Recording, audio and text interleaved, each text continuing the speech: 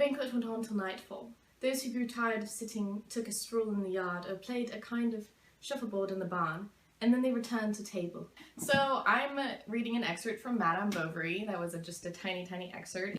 It's a beautiful old cover. That's something you don't get from a technological book, do ya?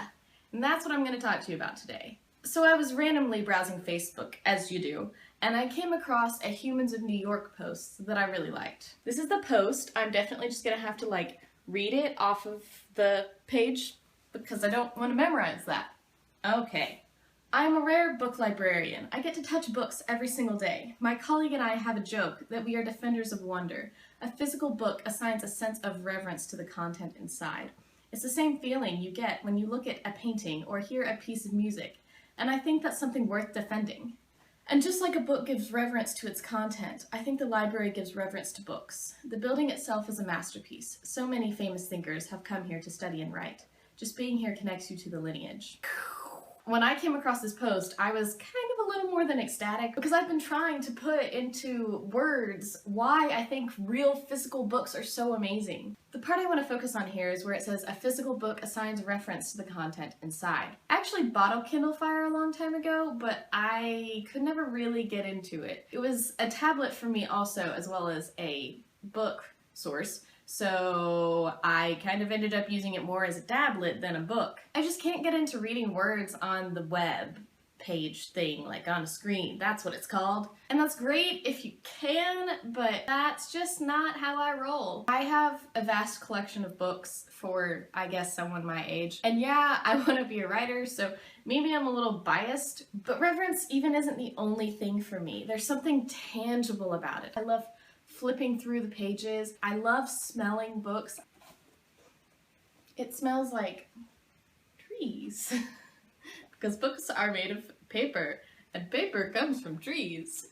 No, but it smells like an old forest mingled with like an old university library. You know, man. And I love old books in particular. They're so beautiful. They're generally bound really well. But they're also so old that a lot of the times, they're falling apart. And then there's the more just physical limitations of, it kind of hurts my eyes to read a screen. Don't really think it's that good for you. I think studies would agree with me, but I'm too lazy to look them up. I mean, I think I've seen stuff like that, right? Yeah. I will say that as a writer, it's really nice to see things actually printed out because nowadays, we type on a screen, and when you just see it on a screen, it's just like, oh, that's just like my Microsoft Word document. But when you actually print it out and you're like, I did a thing! And yeah, this is actually my first book. Oh, look, a pen. Editing in process. But that also makes me wonder if the people who actually write on paper and then typewrite, especially back in the day, typewriters were what then they were printed on, basically. It was basically the same thing. So did you get that same feeling of me thinking it's just my Microsoft Word document on the screen as they did when they saw their typewritten documents in book form? I don't know. I guess I'm encouraging reading an actual tangible book. I personally think that you'll read more if you have it. It takes away any other distractions. I think that in this day and age it's actually pretty important to take your mind off of things technological and focus on something like a book. If you like this video or want to hear about anything in particular with writing or anything, please comment or subscribe or yada yada. That's apparently my phrase. So I guess that's all for now. Cheers!